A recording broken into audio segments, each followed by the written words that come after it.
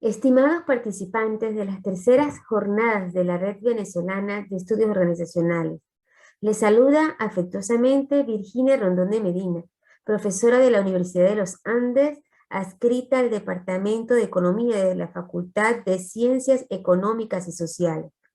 Estoy extremadamente complacida por tener la oportunidad de compartir con ustedes una inquietud que me ha surgido recientemente en torno a la necesidad de difundir las consideraciones que existen sobre la ética en la investigación y que deben ser evidenciadas en los estudios organizacionales, porque aunque desde hace varias décadas existe el reconocimiento de que hay que aplicar principios éticos en la investigación en ciencias sociales, en nuestra área de estudio faltan declaraciones expresas.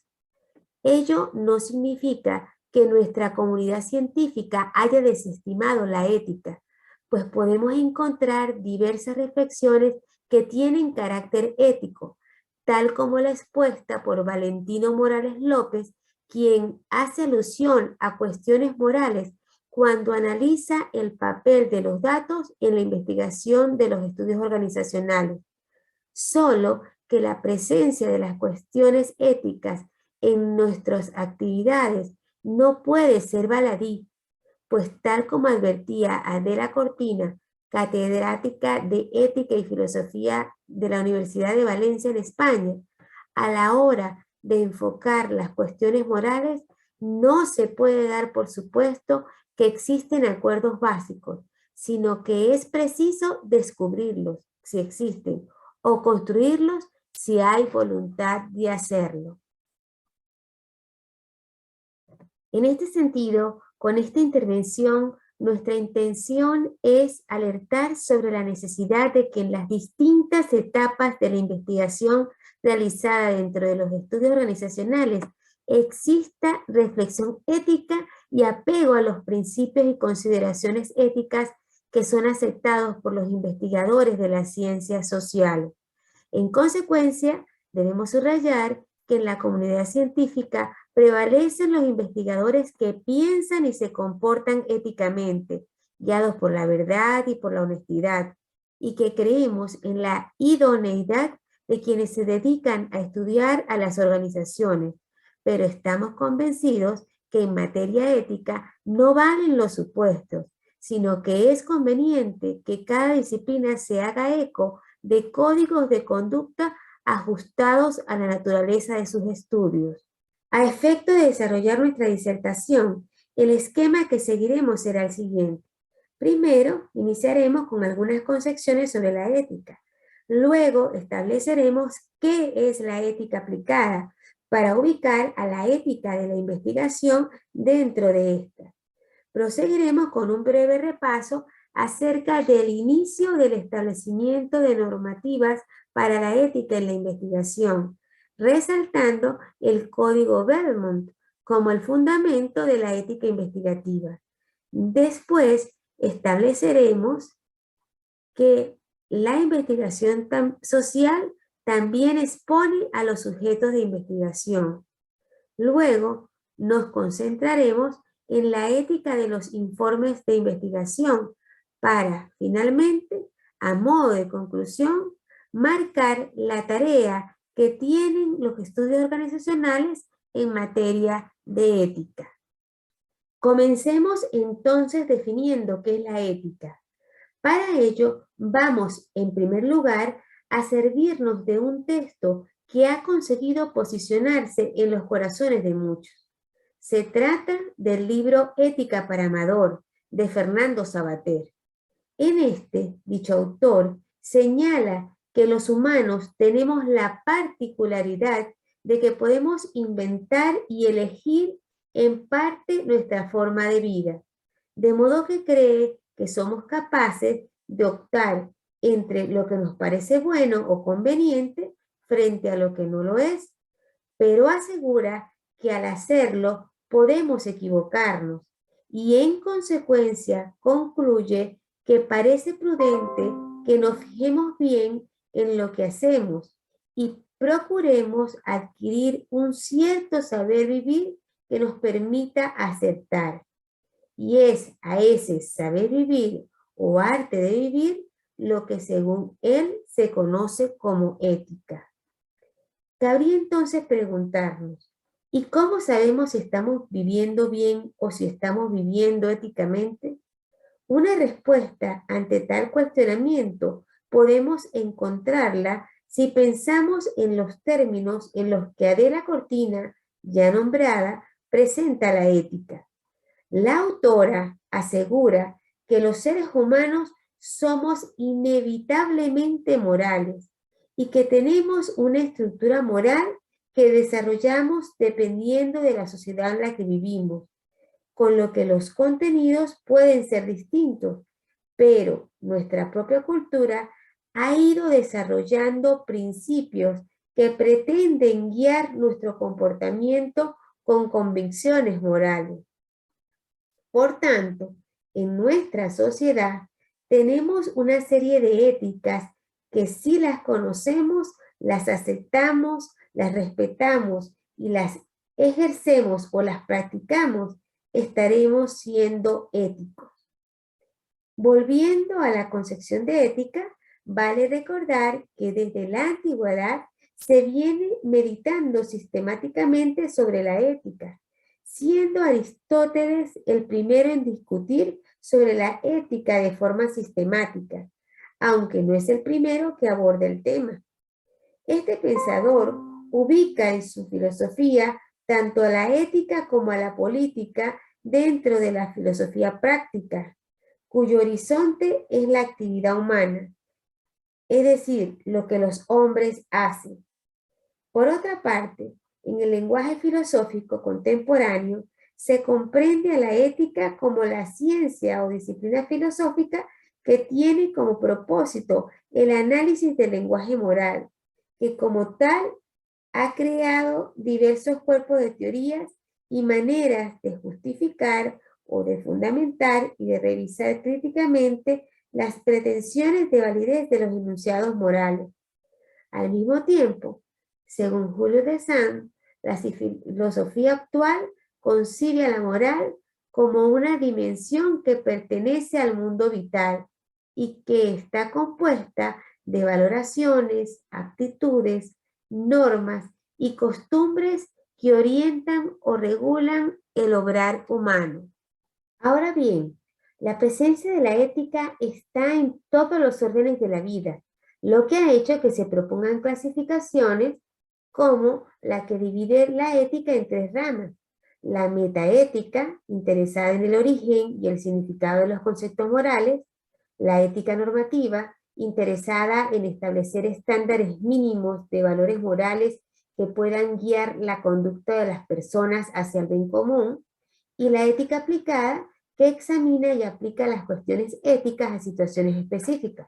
Estas últimas surgen para dar respuesta a los problemas morales que plantea tanto el actual desarrollo científico-técnico como la globalización y el pluralismo moral que acompaña a las sociedades democráticas modernas.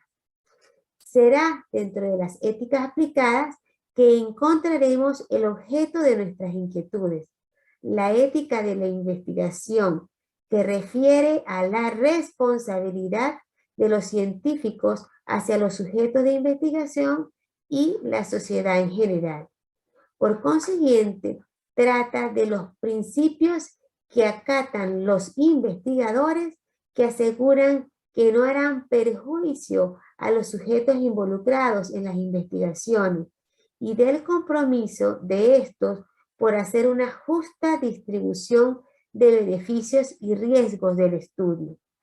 De modo que se plantea la ética en la actividad investigativa que busca adquirir conocimientos significativos y resolver problemas de la sociedad para garantizar prácticas que no lesionen a quienes resultan involucrados en investigaciones, que beneficien a la mayoría y que no exponga a riesgos exclusivamente a ciertos sectores de la sociedad. En cuanto a la fecha de inicio de la ética de la investigación, comenzó a mediados del siglo XX, como reacción a acontecimientos en los que se evidenció el atropello a la dignidad humana en nombre de la ciencia. Surge en medio de la conmoción causada por la revelación de los experimentos realizados durante la Segunda Guerra Mundial, a los que se sumó el conocimiento de otros hechos. Específicamente, la experimentación de los nazis con prisioneros de los campos de concentración incluyó experimentos para determinar las consecuencias de la altitud, experimentos con hipotermia y experimentos con enfermedades, por ejemplo, malaria y tifus, sin considerar el peligro a la vida que estos implicaban y que de hecho produjo pérdidas humanas. 20 médicos nazis y 3 oficiales fueron juzgados por dichos ensayos en 1947 y con el veredicto del juicio se dio a conocer una sección titulada Experimentos médicos permitidos, que se apegaba al precepto hipocrático que reza: lo primero, no hacer daño, con lo que se promulgó el Código de Nuremberg y se inauguró la era moderna de la protección de los sujetos humanos. Es allí donde se estableció por primera vez que la integridad de los sujetos de investigación debía ser protegida y, por tanto, plantea el derecho del individuo a dar su consentimiento voluntario, con la posibilidad de decidir si participa o si se interrumpe su participación en una investigación en curso.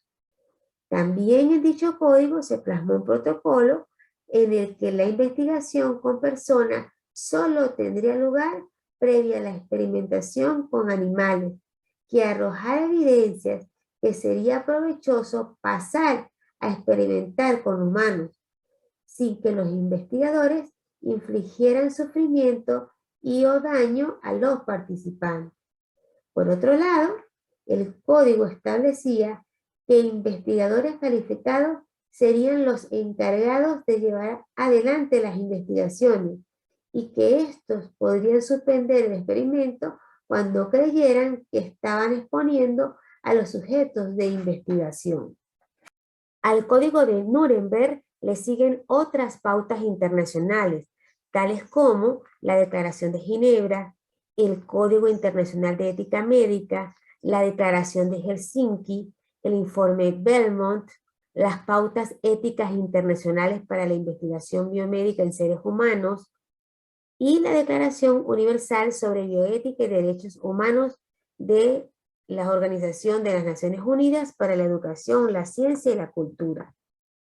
Entre estas, destaca el Informe Belmont, publicado en 1978 por la Comisión Nacional de Protección de Sujetos Humanos de Investigaciones Biomédicas Inductuales en Estados Unidos, el cual fue aceptado por la comunidad científica internacional y sirvió de base tanto para otros reglamentos como de modelo para elaborar los códigos de ética de las diferentes disciplinas. En tal ocasión, se plasmaron 3 principios éticos básicos que deben orientar toda investigación con seres humanos, como son el principio de respeto a las personas y a su autonomía, que se concreta en el proceso de consentimiento informado, el principio de beneficencia, entendido como la obligación de asegurar el bienestar de los sujetos de la investigación, y el principio de justicia, que implica la obligación de asegurar el bienestar de los sujetos de investigación.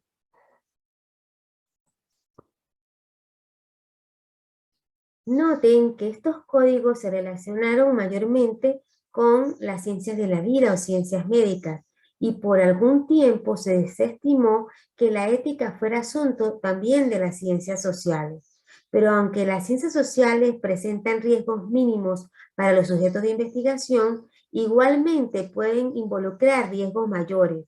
De este modo, existe un inventario de casos de investigación social en los que se ha puesto en peligro a los sujetos de investigación, como es el caso de Milgram, sobre obediencia, a la autoridad. Por consiguiente, la investigación social igualmente sigue requisitos basados en los principios que fueron señalados. Además, hay otras exigencias que se derivan de la globalización y demás cambios que se han venido dando en la sociedad, que se relacionan con la búsqueda de validez científica y que implica que los investigadores deban utilizar una metodología que sea validada y aceptada por la comunidad científica. Por ejemplo, los estudios en sus diseños deben estimar que la sociedad cambió y que si antes dejaba de lado ciertos grupos sociales, ahora ello no es posible, con miradas que trasciendan lo cuantitativo, aunque no la desestima. Ahora bien, en materia de investigación social hay muchos aspectos éticos a considerar. Por ejemplo, Kelman apunta que el mayor riesgo que confrontan los sujetos que participan en la investigación social proviene de la exposición de parte de su vida cuando dan a conocer información privada que los hace vulnerables a perder su reputación y sufrir de hostigamiento, persecución, procesamiento legal y otras formas de castigo. Entra aquí la advertencia del compromiso ético que tienen los investigadores para resguardar la privacidad de los sujetos que participan en la investigación social, con criterio de absoluta confidencialidad.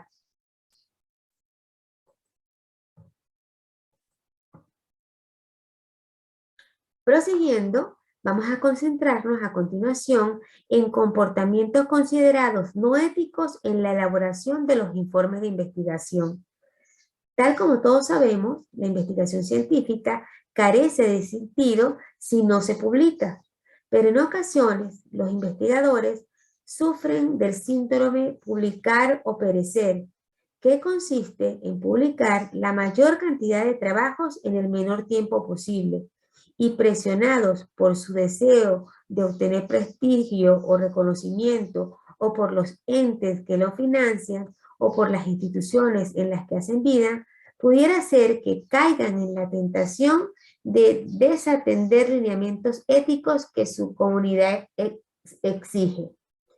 Así se encuentran los siguientes comportamientos no éticos. 1. El plagio. Este se presenta cuando el autor de un trabajo toma las ideas de otro autor sin reconocer la fuente de donde provienen, o cuando se asumen como propias las ideas que son de otra persona. En el primer caso puede no ser intencional, puesto que pudiera ser que el autor desconozca las acciones que son consideradas como plagio y las medidas que se pueden tomar para evitarlo. En consecuencia, es importante que se conozca que quien lea un trabajo asuma el principio de presunción de autoría, mediante el cual en un trabajo académico se espera que se presente un desarrollo propio y original, y solo se rompe con esta presunción cuando aparece la cita. Por tanto, es un deber moral del investigador conocer las normas de citación de acuerdo a los estándares internacionales por área de especialidad.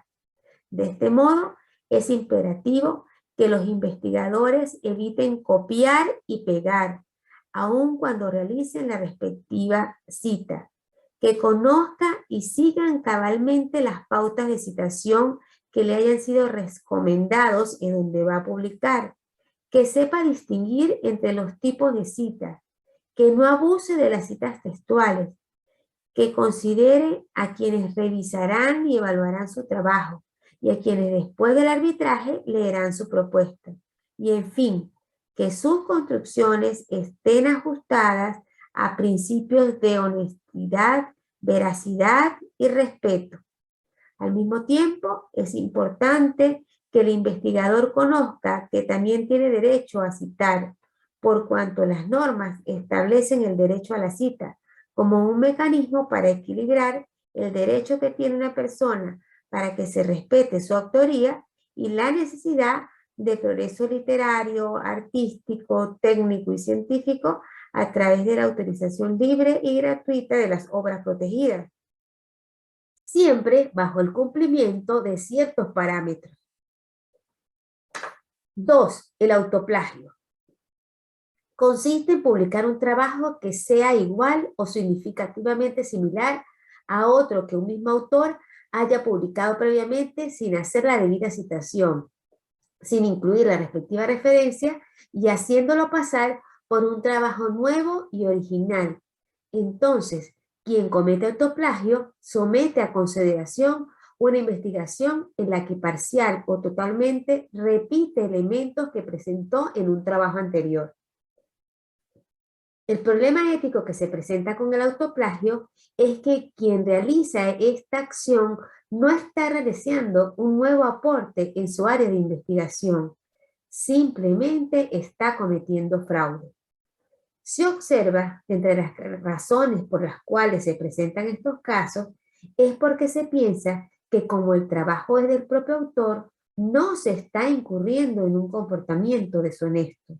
Y entonces habría que preguntarse qué tan grave es que un investigador recurra a esta práctica. Las respuestas se pasean por quienes creen que no es una falta grave, porque no se está irrespetando los derechos de propiedad, hasta por quienes esgrimen que de igual modo se está incurriendo en falta de ética, por no tener integridad intelectual al presentar un trabajo como original cuando no lo es. No obstante, existen situaciones donde es admisible que parte de las investigaciones de un autor se repitan.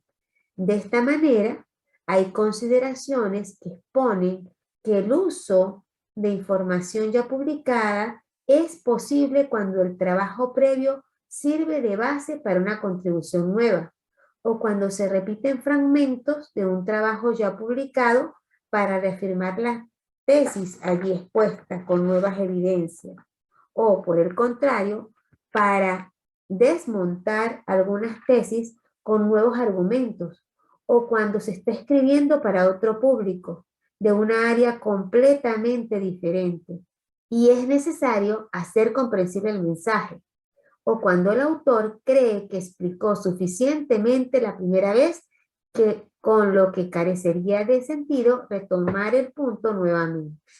Por consiguiente, según esta perspectiva, pudiera ser válido autocitarse.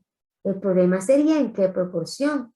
Al respecto, hay autores que recomiendan que un nuevo trabajo no debe repetir entre un 20 o 30% de las ideas contenidas en un trabajo previo.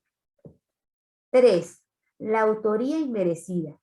Se encuentran actitudes impropias cuando se incluye como autor de cualquier tipo de informe a un investigador cuya participación en el proceso de investigación de ese documento no fue lo suficientemente importante como para otorgarle créditos.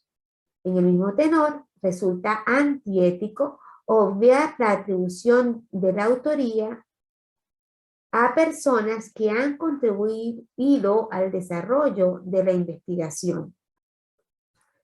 Ello es una conducta antiética por cuanto se respetan los principios de veracidad y honestidad, de modo que aun cuando la persona a quien se le atribuye una autoría sin haber colaborado sea experta y posea publicaciones sobre esa temática, no es éticamente correcto este tipo de atribuciones, pues solo se debe presentar como autor o como coautor a quien ha contribuido materialmente con el trabajo. De allí la discusión si es procedente que un autor de renombre deba aceptar autorías honorarias, aunque su interés sea impulsar a un investigador Nobel. También se discute si un estudiante debe colocar como coautor al profesor que asignó y supervisó su trabajo o a quien financió el mismo. Estas disyuntivas se deberían resolver mediante la premisa de que quien es autor o coautor de un trabajo es aquel que ha contribuido sustancialmente a su realización. Ante esto, los involucrados en proyectos de investigación deberían acordar criterios para definir la autoría, con lo que se resolverían cuestiones como quiénes aparecerán como autores o a quién le corresponde aparecer como primer autor. Estos criterios podrían partir de aspectos tanto cuantitativos como cualitativos. Lo importante es que se tenga presente que la atribución de la autoría debe hacerse con suma responsabilidad. Destaca que existen casos extremos de autorías inmerecidas, tales como la autoría impuesta por poder, que se refiere a la acción de investigadores de amplia trayectoria o de autoridades académicas que imponen ser incluidos como autores en virtud de sus rangos. Por otro lado, hay casos de autorías parcialmente inmerecidas, que son más difíciles de detectar.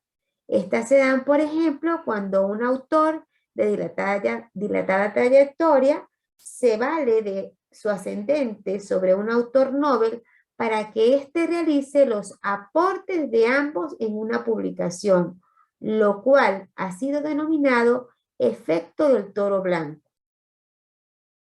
4. La falsificación y la fabricación de datos. Son formas de fraude científico en los que conscientemente el autor de una investigación engaña de forma deliberada. Específicamente, la falsificación se refiere a la manipulación de los materiales, procesos o datos para modificar los resultados. En consecuencia, esta manipulación busca en última instancia tener elementos para conseguir resultados que se acoplen a los intereses del investigador. Por ejemplo, hay manipulación cuando la selección de las poblaciones de la muestra tiene un sesgo deliberado que complace al autor, o cuando se tergiversan los resultados obtenidos, o cuando se desechan aquellos resultados que se alejan de las conclusiones previstas por el investigador. Por supuesto, la comunidad científica conoce de muchos casos de falsificación de datos. Así encontramos casos emblemáticos de falsificación en distintas latitudes y niveles. Para ilustrar, tenemos el caso de Linda Bock, Premio Nobel de Medicina en 2004, quien se retractó de un trabajo publicado en 2001, por cuanto sus autores no podían reproducir sus datos experimentales y porque encontraron incongruencias entre figuras y datos. Ello obedeció, según esta autora, a una conducta indebida del autor principal del artículo. En fin, con la falsificación se está incumpliendo el principio de fidelidad e integridad científica. En cuanto a la fabricación de datos, alude a presentar resultados de experimentos que no han sido llevados a cabo y por tanto se inventan muestras y resultados. Un ejemplo de esto es de un médico noruego que publicó en la revista Lancet en octubre de 2005. En este artículo supuestamente demostraba que varios fármacos antiinflamatorios de uso común reducían el riesgo de cáncer de boca en los fumadores. El fraude fue descubierto por una colega de su propio país cuando leyó ese artículo y se dio cuenta que mentía porque señalaba que los datos de 908 pacientes habían sido recogidos de una base de datos de Noruega que investigaba los hábitos de vida, cuando era imposible que el involucrado tuviera acceso a la misma. 5. El hermetismo con los métodos utilizados. Por último, en esta relación no exhaustiva de comportamientos no éticos en los informes de investigación, debemos nombrar al proceder de ciertos investigadores que obvian describir suficientemente los métodos que utilizan, de forma tal que otro investigador pueda reproducir el experimento realizado y pueda confirmar o refutar las tesis defendidas en la investigación. Esto indica que éticamente se espera que los investigadores presenten en régimen abierto los métodos, los datos y las interpretaciones, y que guarden por un tiempo prudencial los instrumentos utilizados para hacer los respectivos análisis. En síntesis, lo señalado hasta ahora nos demuestra que la tarea de investigar presupone una alta responsabilidad ética. Y entonces, ¿cómo podemos los investigadores en ciencias organizacionales ponernos a tono con la misma? Para finalizar, queremos concluir este acercamiento a la ética de investigación con un exhorto. Hagamos estudios organizacionales con ética, pues la idea de hacer un recorrido por consideraciones éticas en la investigación que nos llevó a destacar principios éticos y a mostrar formas de comportamientos no éticos, buscó alertar a la comunidad que conformamos los investigadores en estudios organizacionales sobre la necesidad de que entendamos la importancia de ajustar nuestro proceder conforme a virtudes casadas con la ética. El reto, en primer lugar, pasa por ser conscientes sobre que es nuestra elección que cada paso que damos al hacer investigación esté presidido por virtudes morales, en las que la máxima sea el respeto por lo que hacemos. Si queremos realmente contribuir a desarrollar los estudios organizacionales de una manera proba, no basta con la intención, si ésta no va acompañada de virtudes como la honestidad, la responsabilidad, el respeto, la integridad, la humildad y la colaboración. Pasa también por estar informados y atentos sobre lo que se considera impropio, y más que depender de la elaboración de un código o de un comité de ética para los estudios organizacionales, implica hacer de la ética nuestro estilo de vida, que tal como planteó Aristóteles en Ética a Nicómaco, sea un hábito que practiquemos concienzuda, crítica y normalmente. Me despido mostrando las referencias utilizadas. Por su amable atención, mil gracias.